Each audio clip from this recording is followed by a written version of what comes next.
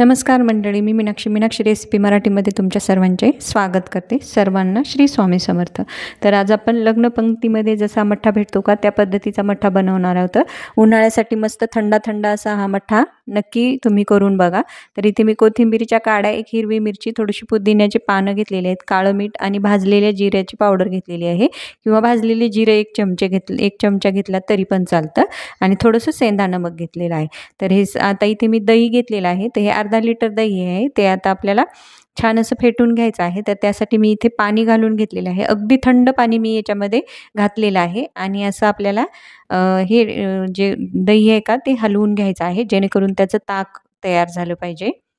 तर मस्त मी याला एकदा ढवळून घेते छान पद्धतीने. तर तुम्ही इथे एकदम मस्त थंड फ्रीजचं पाणी घालून घ्या किंवा इथे बर्फाचे तुकडे घातले तरी पण चालतं.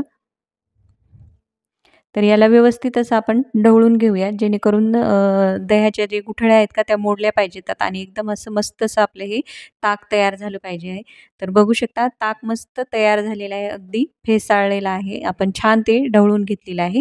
आता आपण जे अगोदर साहित्य दाखवलं होतं का तुम्हाला, मी ते वाटून घेतलेलं आहे पाणी घालून बारीक आणि ते असंच गाळणीने गाळून घ्यायचं आहे, जेणेकरून आपण ते मठ्ठा पिते वेळेस आपल्या ते तोंडात येणार नाही. तर असं गाळणीने गाळून घ्यायचं आहे आणि जे वरचा जे भाग आहे का ते काढून घ्यायचं आहे. तर बघू शकता मस्त असं आपलं हे वाटण तयार आहे आणि या वाटणामुळे एकदम मठ्ठ्याला मस्त जबरदस्त अशी चव येते. तुम्ही ह्या पद्धतीचा मठ्ठा नक्की करून बघा. तर आता याला आपण छान ढवळून घेऊयात.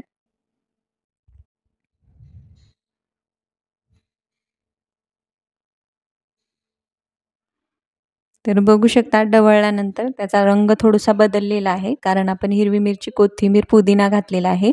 मस्त भन्नाट जबरदस्त अशी चव येते. मला थोडंसं हे घट्टसर वाटत होतं, मी थोडंसं पाणी घातलेलं आहे.